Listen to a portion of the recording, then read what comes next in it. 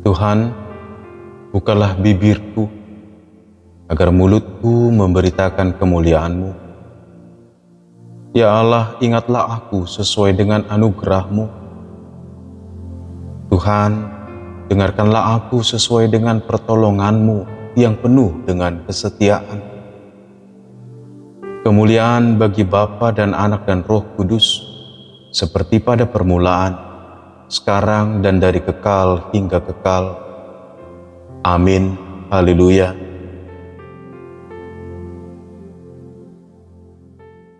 Lukas 4 ayat 18 dan 19. Roh Tuhan ada padaku, karena Ia telah mengurapi aku, untuk menyampaikan kabar baik kepada orang-orang miskin. Ia telah mengutus aku untuk memberitakan pembebasan kepada orang-orang tawanan, dan penglihatan bagi orang-orang buta, untuk membebaskan orang-orang yang tertindas, untuk memberitakan tahun rahmat Tuhan. Saudara yang kasih Tuhan, seandainya kita menjadi bagian dari orang-orang yang hidup di sekitar di zaman Tuhan Yesus, terlebih di Nazaret. Dan ketika Tuhan Yesus membuka gulungan kita di Nazaret, tempat Tuhan Yesus dibesarkan, apakah kita menjadi orang yang bersuka cita dan bersyukur ketika Tuhan Yesus mengatakan, Roh Tuhan ada padaku, dan ketika Dia mengatakan bahwa hari ini genaplah semuanya ini? Atau kita menjadi bagian dari orang-orang yang menolak, menyangka bahwa bukankah ini anaknya Yusuf, dan menolak Yesus?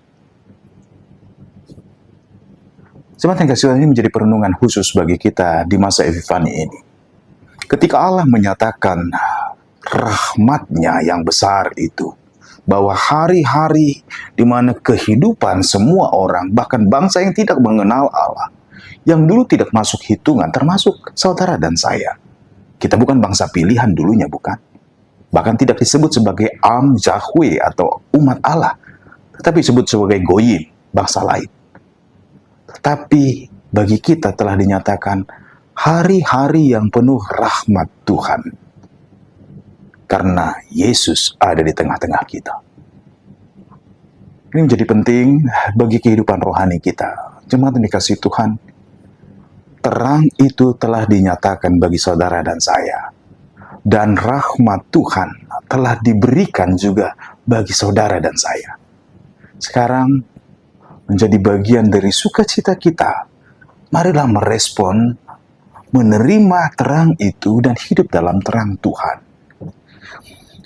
Kebiasaan orang ketika dinyatakan sesuatu yang benar atau diberitahukan nyata yang benar, apalagi di zaman sekarang, kita akan menilai dengan kulitnya. Orang mengenal Yesus sebagai anak Yusuf, anak tukang kayu. Dan tidak mungkin siapa dia sehingga dia kok yang menyatakan rahmat Tuhan. Orang lupa akan isinya dan tidak peduli akan isinya hanya gara-gara melihat kulitnya. Saudara kasih Tuhan, kiranya tidaklah demikian dengan kita. Karena kita telah menerima rahmat Tuhan, berita sukacita Allah menjadi manusia. Yesus dinyatakan bagi kita dan terang itu telah dinyatakan kepada bangsa pardigus kita. Bahwa kepada orang-orang yang tidak mengenal Allah, yang dulu disebut kafir oleh orang Yahudi, tetapi rahmat-Nya telah dinyatakan. Kiranya mari lebih mengenal, lebih mementingkan isi dari berita tentang rahmat Tuhan itu. Bukankah di dalam Tuhan, karena Kristus, ada pembebasan? Bukankah terang itu dinyatakan? Kita yang tidak melihat apa yang benar telah dinyatakan. Kita dibebaskan dari kegelapan dan kebutaan. Dan juga penindasan bukan soal fisik lagi. Orang banyak yang merdeka secara fisik, tapi otaknya, pikirannya, mentalnya tertindas. Bukankah di dalam Kristus ada kelegaan? Oleh karena itu, masa-masa Epifani ini, kelahiran Kristus dan Kristus yang dinyatakan bagi kita, kiranya tetap membawa kita dan membuat kita hidup dalam terang dan sukacita Kristus. Tahun rahmat Tuhan telah dinyatakan lewat Kristus Yesus yang telah hadir, yang telah menyelamatkan. Bapak Ibu jemaat dikasihi Tuhan, hari-hari ini mungkin yang membuat kita sulit untuk melihat terang adalah ketika kita diselubungi oleh perkabungan, oleh rasa sedih, duka, kesedihan, persoalan-persoalan.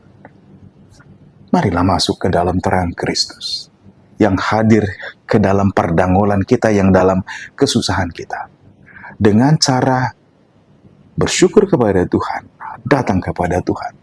Sehingga dalam persoalan-persoalan apapun yang sedang kita alami atau yang akan kita hadapi sekalipun, ternyata sukacita, damai sejahtera itu bukan soal keadaan yang membuat kita bersukacita. Tidak.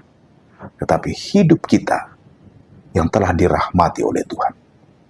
Dan hidup di dalam rahmat Tuhan, itu yang akan memampukan kita, sekalipun lewati kesusahan, melewati kesengsaraan, lewat duka, kita tetap berjalan bersama Tuhan. Inilah sukacita kita, bahwa wajah Allah sendiri yang memandang dan diarahkan kepada kita lewat Kristus Yesus Tuhan. Oleh karena itu, hari ini dan hari-hari ke depan, tahun yang baru ini adalah tahun rahmat Tuhan bagi saudara dan saya. Setiap hari adalah hari yang penuh rahmat. Jangan biarkan kita diselubungi dalam kegelapan, tetapi tetaplah bersuka di dalam Kristus Yesus Tuhan kita. Tuhan memberkati.